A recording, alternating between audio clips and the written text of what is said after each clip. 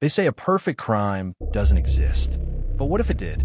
What if someone pulled off a heist so intricate, so flawlessly executed, that the only trace left behind was their absence? This is the story of Elias Monroe, the man who knew too much, the man who planned and executed one of the most ingenious financial disappearances in modern history. And then, without a single trace, vanished. But Elias didn't just steal money. He stole time. He stole trust. And in the end, he stole himself away from the world. Tonight, we uncover how a single man outplayed the system, manipulated everyone around him, and walked away with $500 million without ever holding a gun, breaking into a vault, or leaving a single fingerprint. Elias Monroe was no common con artist. He wasn't just smart. He was a ghost, a man who knew how to rewrite reality itself. To the outside world, he was a financial prodigy, a quiet, well-dressed investor who never raised his voice, never lost his temper, and never made a move without calculating every possible outcome. But behind closed doors, Elias was something else entirely. He was a puppeteer, pulling invisible strings in a game only he understood. And for 5 years, he played that game so masterfully that even the sharpest minds on Wall Street were his pawns. Here's how it all started.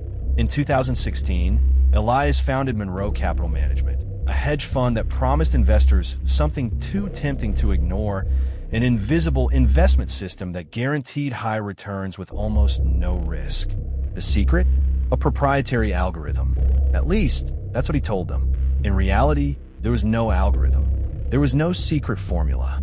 Just Elias, reading people, playing their emotions, and using their own greed against them. His strategy was simple. He paid early investors incredible returns, making it seem like his system actually worked. But the money wasn't coming from investments, it was coming from new deposits. A high-stakes illusion, built on trust and deception. And Elias? He made sure that trust was absolute. Elias knew something most criminals never understand. The real key to a perfect scam isn't avoiding suspicion, it's controlling it. So, he didn't hide. He did the opposite. He became the kind of man people wanted to trust. He hosted charity events, shook hands with billionaires, and played golf with senators. He gave interviews about financial responsibility. He even advised government agencies on economic policy. By the time people started asking, "Is Monroe Capital too good to be true?" it was already too late. And then Elias made his boldest move yet. In 2021, he announced that Monroe Capital would be going completely digital. No more bank accounts, no more traceable transactions, just a blockchain-based private system that only he controlled. A financial black hole designed to disappear overnight. The investors rushed in, and that's when the countdown began. July 17th, 2022. At exactly 3:42 p.m., every server at Monroe Capital shut down. Every investor portal went dark. And Elias Monroe? He walked out of his New York office, took a taxi to JFK Airport, and was never seen again. By the time authorities realized what had happened, every single dollar, over $500 million, was already gone. Here's how he did it. First, Elias created shell companies in countries with weak financial oversight: Dubai, Panama, the Cayman Islands. Then, he funneled investor funds into offshore accounts through a complex web of cryptocurrency exchanges, breaking the trail at every step. Then, he planted false leads, sending cryptic messages, using fake passports and booking flights under different names, creating a digital maze that made it impossible to track his real movements. And finally, the masterstroke. Elias didn't just fake new identities. He erased his old one. Every digital footprint, his emails, social security records, even his birth certificate, have been subtly altered over the years, layer by layer, until the man named Elias Monroe legally no longer existed. For 6 months, there was silence. No one knew if Elias was alive, dead, or living on a private island. But then, something strange happened. December 12th, 2022. A single wire transfer, exactly $10,000, was made from one of Monroe's shell accounts. A trivial amount compared to what he stole, but it was the first real lead, and it led straight to Buenos Aires. Authorities were convinced this was it. They tracked the transaction to a small luxury apartment, but when they arrived, the place was empty. No furniture, no documents, just a single envelope taped to the wall. Inside was a handwritten note. It read, "Almost had me, didn't you?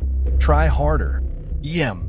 At this point, the FBI, Interpol, and financial crime units from 6 countries were all chasing the same ghost. But here's where it gets interesting. Because while the world was searching for Elias Monroe, another name started surfacing. Leonard Marshall, a man with no criminal record, a retired professor from Switzerland, a man who, curiously, bore an uncanny resemblance to Elias. If you look past the dyed hair, the weight loss, the minor facial surgery. The problem? Leonard Marshall had proof he existed long before Monroe Capital was ever created. Old passports, tax records, even family photos. But investigators weren't convinced. And then they found something. Inside an abandoned hotel room in Sao Paulo, they recovered a USB drive. On it, a video. The footage was grainy, but the voice was unmistakable. You're getting closer, but you're not there yet. The game isn't over. The hunt for Elias Monroe had just taken a new turn. Was Leonard Marshall really Elias? Or was Monroe 2 steps ahead once again, leaving behind a decoy for the world to chase? And most importantly, where was the $500 million? One thing was certain, Elias Monroe was still out there, watching, waiting. Every perfect crime has a flaw. Not because the criminal makes a mistake, but because no one can control every single variable forever. Elias Monroe had disappeared, $500 million gone, and the greatest financial escape in modern history was seemingly flawless. Until now, because someone had just found his trail. But what if that was exactly what Elias wanted? Tonight, we continue the hunt for the man who rewrote the rules of deception. But the deeper we go, the more one question looms. Was this his downfall? Or was this part of his final act? Sao Paulo, Brazil. A hotel room. A USB drive. A single video. You're getting closer. But you're not there yet. The game isn't over. That was the last message from Elias Monroe or Leonard Marshall, depending on which identity you believed. But the video wasn't just a taunt. It was a challenge, a dare, and it wasn't long before someone took the bait. Less than 24 hours after the video surfaced, an anonymous tip landed in Interpol's secure server. A location, a private villa outside Santiago, Chile. A secluded property purchased under an alias linked to Monroe's offshore web of shell companies. For the first time in nearly a year, investigators had something tangible. And this time, they weren't going in blind. A specialized task force was assembled. Interpol, local authorities, and a team of cyber analysts ready to track any digital movements the second Monroe made contact. They moved in at dawn, silent, precise, and inside, a single laptop, powered on, streaming live footage of themselves. They had been expected. A voice played through the speakers, Elias' voice. Calm, almost amused. Impressive. But you should have known. I only leave behind what I want you to find. Then, the laptop screen flashed one word. Checkmate. And the entire house exploded. The explosion wasn't lethal, but it was strategic. A controlled detonation, meant to destroy all evidence inside. By the time the smoke cleared, one thing was certain. Monroe had been ahead of them from the start. But what no one realized, that explosion wasn't a dead end. It was a diversion, because across the world, something far more dangerous was happening. In Dubai, a Swiss banker named Viktor Renko had just gone missing. Renko wasn't just any banker. He was the only person with knowledge of certain offshore accounts tied to Monroe's missing fortune. And now, he had vanished without a trace. But there was something else, something buried deep in Renko's files. A document investigators weren't supposed to find. A contract, signed by someone named Vincent Renault, an alias, a name that had never appeared in Monroe's history before. Until now, for years, everyone assumed Elias Monroe was the mastermind, the puppeteer pulling the strings. But what if he wasn't? What if he was the puppet all along? The name Vincent Renault sent investigators into a frenzy. Who was he? How was he connected?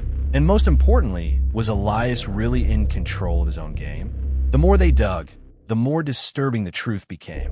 Vincent Renault wasn't just a name. He was a shadow, a financier with no digital footprint, no photos, no past, but whispers of his name echoed through black market deals, intelligence leaks, and deep web financial networks. And the deeper they looked, the more one terrifying theory emerged. Elias Monroe may have orchestrated the greatest financial disappearance of the century. But Vincent Renault?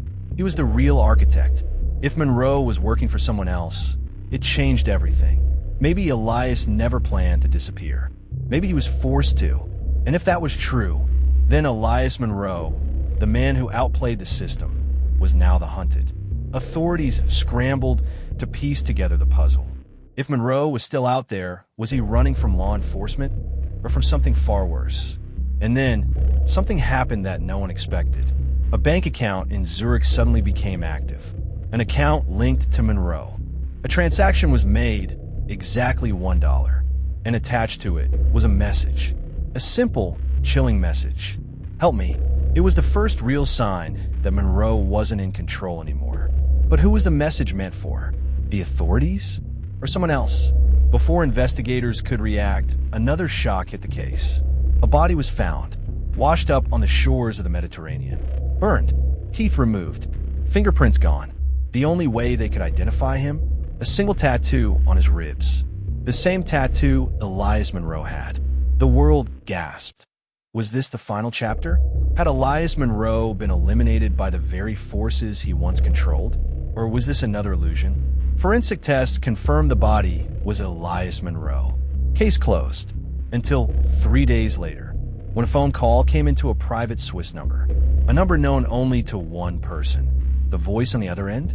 This isn't over. He made his move. Now it's my turn. Prepare for the next play. The caller ID? Vincent Renault. The world thought Elias Monroe was dead. But now, a more terrifying question loomed. Was Monroe just a pawn in something far bigger? And if Vincent Renault was making his move, what was coming next? Because if Elias Monroe was the greatest criminal of the century, then Vincent Renault might be something even worse. This isn't over. He made his move. Now it's my turn. Prepare for the next play. Elias Monroe was dead. At least, that's what the world believed. A body, a tattoo, DNA confirmation, but then a phone call, and a name that had no right to exist. Vincent Renault. Who was he? And more importantly, what was he? Because if Monroe's game was over, someone else just flipped the board. The call came from an untraceable line in Geneva. A dead number. Authorities scrambled. Analysts cross-checked voice samples. Was it really Vincent Renault? Or was it Monroe playing one last move?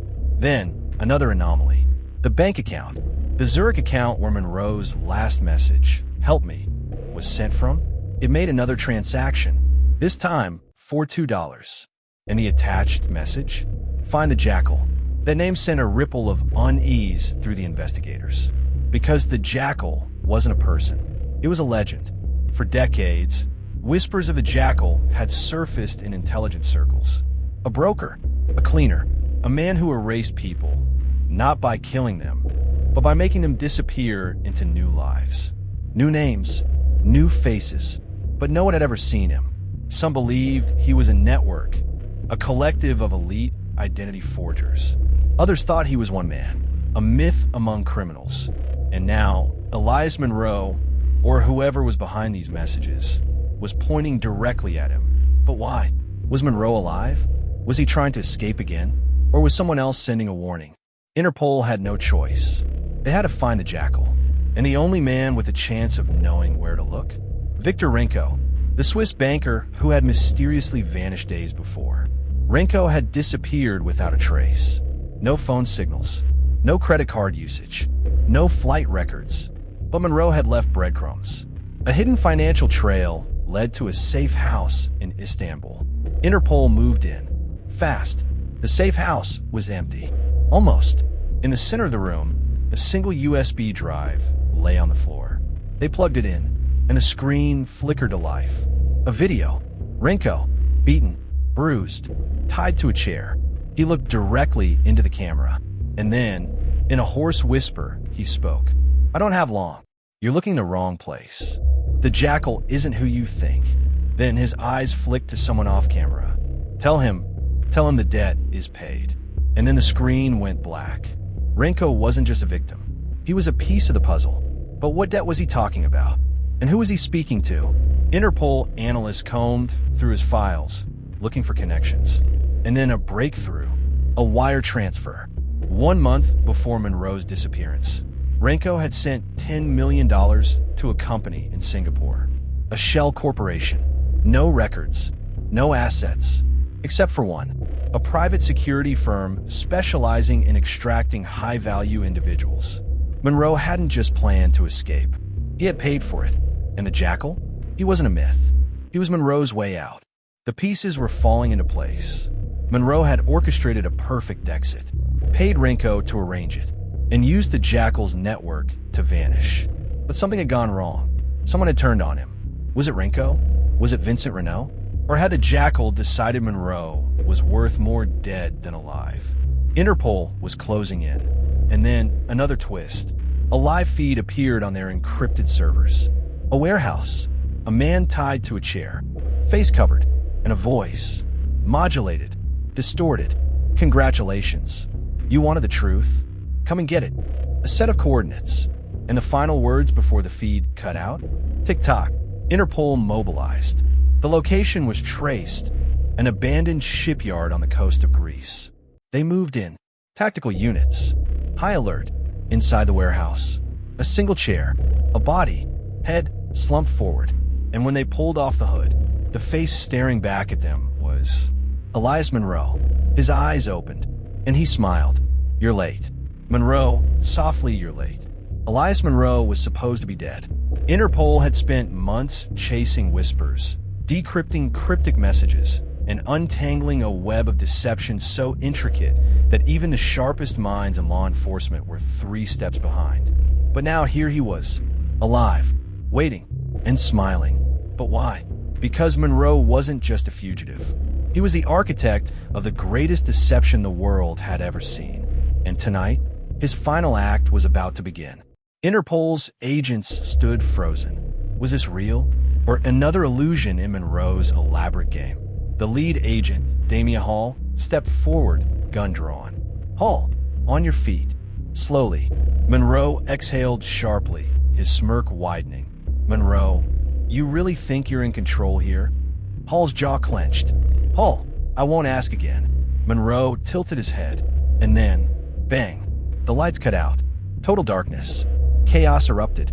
Flashlights flickered. Weapons clicked into position. Shadows danced as agents scanned the space. Then, a low mechanical hum filled the air. A countdown timer flickered to life on a nearby screen. 0:30, 0:29. A bomb. Somewhere in the warehouse. Hall's radio crackled. "Agent, overcom, sir. We have movement outside. Multiple unidentified targets." "Hall, who?" "Backup." A pause. Then, "Agent," shaky voice, "No, sir. They're not ours." 0:15. Hall's eyes locked onto Monroe. "Hall, what did you do?" Monroe's grin never wavered. "Monroe, you walked into a game you didn't understand." 0:10. And then, the warehouse doors exploded inward. Smoke. Gunfire. Figures in tactical gear stormed the space. But they weren't Interpol. They were ghosts. And they were here for Monroe. Hall barely had time to react before the first flashbang detonated. The blast sent agents sprawling, the world spinning into white-hot chaos. And in the confusion, Monroe vanished. By the time Hall regained his bearings, Monroe's chair was empty. The bomb? A decoy. The real explosion was happening in real time, across the global financial network. Because as Monroe disappeared into the night, bank accounts across 3 continents were being drained. Hundreds of millions of dollars, all traced back to a single account. A name that shouldn't exist. Vincent Renault. Monroe had just erased himself again. And this time, he took everything with him. Interpol wasn't just chasing a fugitive anymore. They were chasing a ghost. But Monroe hadn't escaped alone. The strike team that extracted him, they weren't mercenaries. They weren't Interpol. They were something worse. A Black Ops faction that officially didn't exist. And their leader? A woman known only as Vesper. Her name had surfaced in exactly 3 intelligence reports in the last decade. Each time, someone disappeared, and now she had Monroe. But why? And more importantly, was Monroe still the mastermind? Or had he just become a pawn? 2 days later, a new message appeared on encrypted intelligence networks worldwide. A simple video file. The screen flickered to life. A dimly lit room. Monroe, sitting calmly, hands clasped. Monroe, if you're watching this, you already know you lost. A slight smirk. Monroe, but don't feel bad. You never had a chance. The camera zoomed in slightly. Monroe, see, I didn't just disappear. A pause. Monroe, I rewrote the rules. The screen glitched. For a split second, another face appeared. Vincent Renault, or was it? And then, static, the video cut out, and a single word appeared on screen. Checkmate. Interpol's cyber division scrambled to trace the video. The signal bounced through 47 servers across 6 continents. And then it led them to one place. A private offshore server, hidden deep within the network of a major European bank. A bank that had, until now, remained untouchable. The same bank Monroe had worked for before he vanished. Had Monroe just led them to the real conspiracy? Or was this just another move in his endless game? Because as Interpol closed in on the server's location, a new alert appeared on every major financial exchange. A sudden, massive transfer of wealth. Every account connected to Monroe's case. Drained, funds redirected, and the new account holder? A charitable foundation in the Cayman Islands. Owned by Vincent Renault, or rather, whoever was pretending to be him. And then, just as Interpol connected the dots, a final message flashed across their screens. Tick-tock, and then blackout. Total system failure. A global financial attack. And at the center of it all, Monroe. Was he behind it? Or had he just started a war he couldn't control? Because now, the world's most powerful players were watching. And someone out there wanted him dead. The world was under siege. Not from missiles. Not from armies. But from numbers. In the last 36 hours, the global financial system had suffered a cataclysmic breach. Hundreds of billions of dollars gone, vanished into a web of cryptographic black holes. And, at the epicenter, a name that shouldn't exist. Vincent Renault. But was he real? Or just another ghost in Elias Monroe's endless game? Because one thing was certain, whoever controlled this money now controlled the world. And Monroe? He was nowhere to be found. Government scrambled. Economic advisors whispered about a second Great Depression. Cryptic messages surfaced in darknet forums, claiming the financial attack was just the beginning. And in a classified briefing room deep inside Interpol headquarters, Damien Hall sat in silence, staring at a single document. A death certificate for Vincent Renault, dated 10 years ago. Hall, impossible. But was it? Because the deeper Hall dug, the clearer it became.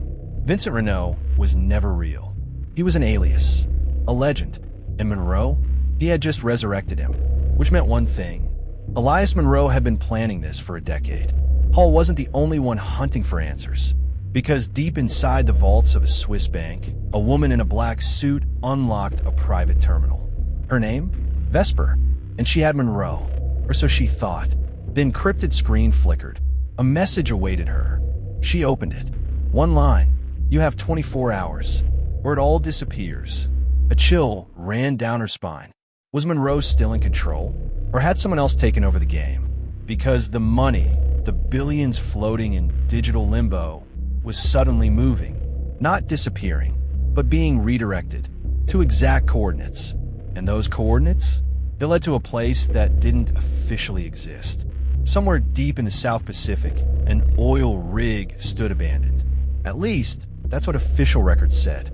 In reality, it was the headquarters of Black Cipher, an ultra-secret intelligence syndicate rumored to operate outside the jurisdiction of any government. And as the world chased Monroe's billions, Black Cipher already knew where he was.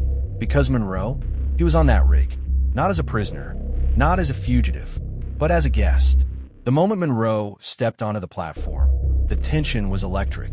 A group of shadowy figures stood waiting. Vesper, the director of Black Cipher, and a man Monroe never thought he'd see again. Lucia Marchos, a name that had haunted intelligence circles for years. A man whispered about in hushed tones. A financier of wars, coups, and silent takeovers. And now, he was smiling. Marchos, I always knew you were special, Monroe. Monroe didn't respond, because he already knew. This wasn't just about the money. This was about power. And Marchos wanted something much bigger. Marchos, you stole the world's wealth. But what's wealth without control? He took a step closer. Marchos, what if I told you? There's something far more valuable than money. A pause. Marchos, and you just handed it to me. Monroe's smirk faltered, because for the first time, he realized something had gone wrong. Meanwhile, back at Interpol, Hull watched in disbelief as data poured across his screen. The missing billions? They weren't just going into hidden accounts. They were being converted.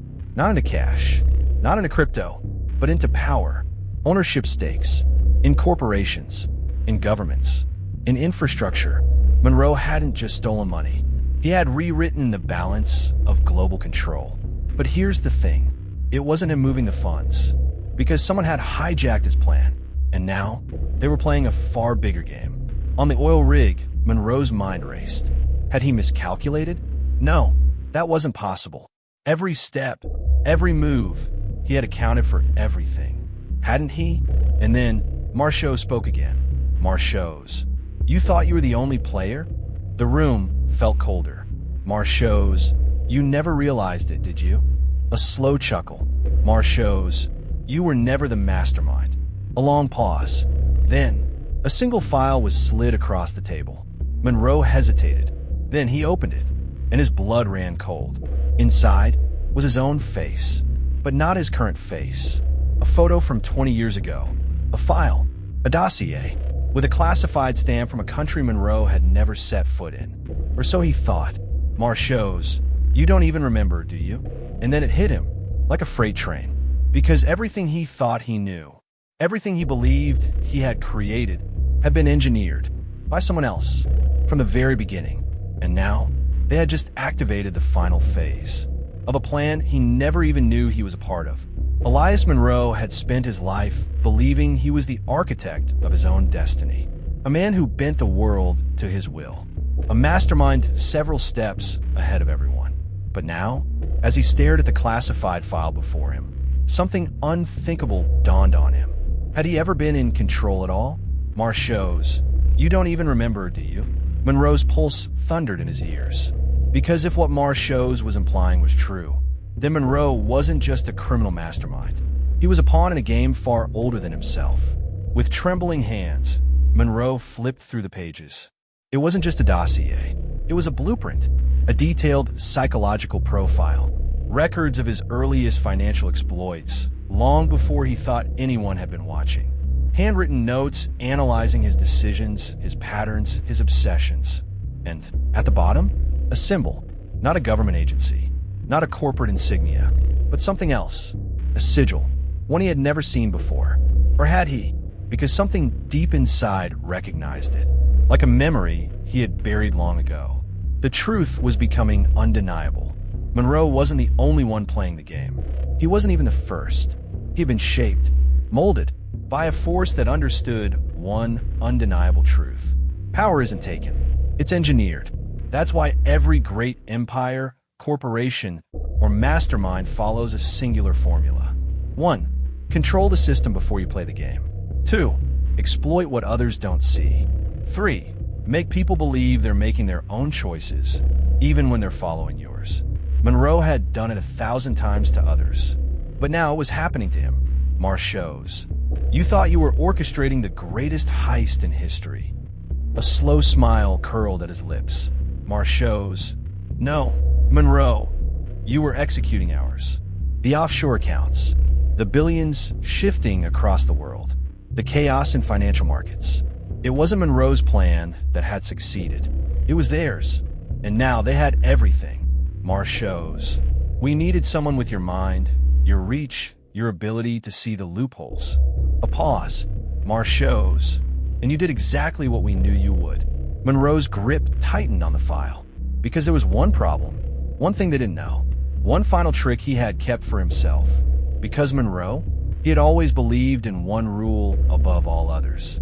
If you want to win any game, business, crime, negotiation, you must control one of three things. 1. The information, knowing what others don't. 2. The rules, changing them when it benefits you. 3. The end game, deciding how it all ends. In Monroe, he had always controlled the end game. A subtle vibration in Monroe's pocket. A silent signal. The trigger. He exhaled, because while they had been watching him, he had been watching them. And what they didn't know was that Monroe had rewritten the final phase of the heist before they could. Because the real secret behind power, the greatest trick isn't taking control. It's making them think they had it in the first place. And with a single tap on his watch, the offshore accounts emptied. Not into their system, not into Monroe's, but into something no one had accounted for. A financial black hole, one even he couldn't recover. And as the screens around them flickered into chaos, Monroe smiled, because in the end, no one won. Not them, not him. The game itself was erased. Monroe's story isn't just about crime. It's about power, control, and perception. The same tactics that built the greatest criminal empire are the ones that build the biggest businesses, negotiate the best deals, and shape history itself. Master the systems others ignore. Monroe didn't break the system. He understood it better than anyone else. Want to win in business? Learn the rules better than those who enforce them. Stay 10 moves ahead. Monroe didn't react. He anticipated. Every decision was made before the game even started. In life, it's not about what's happening now. It's about where it's leading. Control the perception. The greatest trick Monroe ever pulled? Making them think he had lost. Because power isn't about money. It's about who decides how the game ends. And in the real world, that lesson can make the difference between winning and being played. As Black Cypher's fortress collapsed around them, Monroe did what he did best. He vanished. No trace. No digital footprint. Just whispers of a man who was supposed to be dead. And maybe, just maybe, had never existed at all. If you've enjoyed unraveling the genius behind the perfect crime, subscribe to the Mastermind Files True Crime YouTube channel. We dive deep into strategy, human psychology, and the untold stories of the world's greatest criminal minds. Don't miss the next gripping episode. Subscribe now, hit the notification bell, and drop a comment. What would you have done in Monroe's place?